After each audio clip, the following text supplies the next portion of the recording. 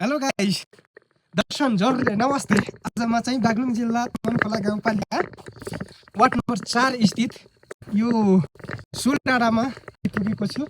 यो सोलेडाँडा पर्यटकीय स्थल रहेको छ। यहाँ चाहिँ एउटा सानो गुम्बा जस्तो देख्न सक्नुहुन्छ भने यो ठाउँमा आइपुग्दाखेरि तपाईँले हेर्ने दृश्यहरू यति राम्रो मन्दिर देख्न सक्नुहुन्छ भने यो ठाउँदेखि नजिकै चाहिँ यता नजिक एउटा लभ पार्क रहेको छ।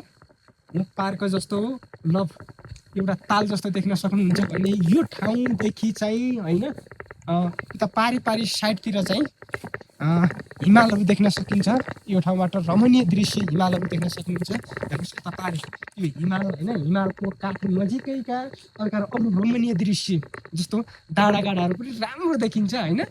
अनि त्यस्तै गर्दाखेरि चाहिँ यो हेर्नु, यो पर्यटकीय स्थल सोलेडाँडामा आइपुग्दै गर्दाखेरि चाहिँ यहाँ चाहिँ शहीदहरूको सम्झनामा चाहिँ स्ट्याचुहरू पनि बनाएको छ। जस्तो स्वर्गीय गङ्गालाल श्रेष्ठ पनि हुनुहुन्छ, स्वर्गीय धर्म भक्त माथामेर, स्वर्गीय प्रेम प्रकाश घरती, स्वर्गीय लखन थापा मगर होइन, अनि स्वर्गीय दुर्गा बहादुर बुढा, स्वर्गीय शुक्रराज शास्त्री, स्वर्गीय दशरथ चन्द।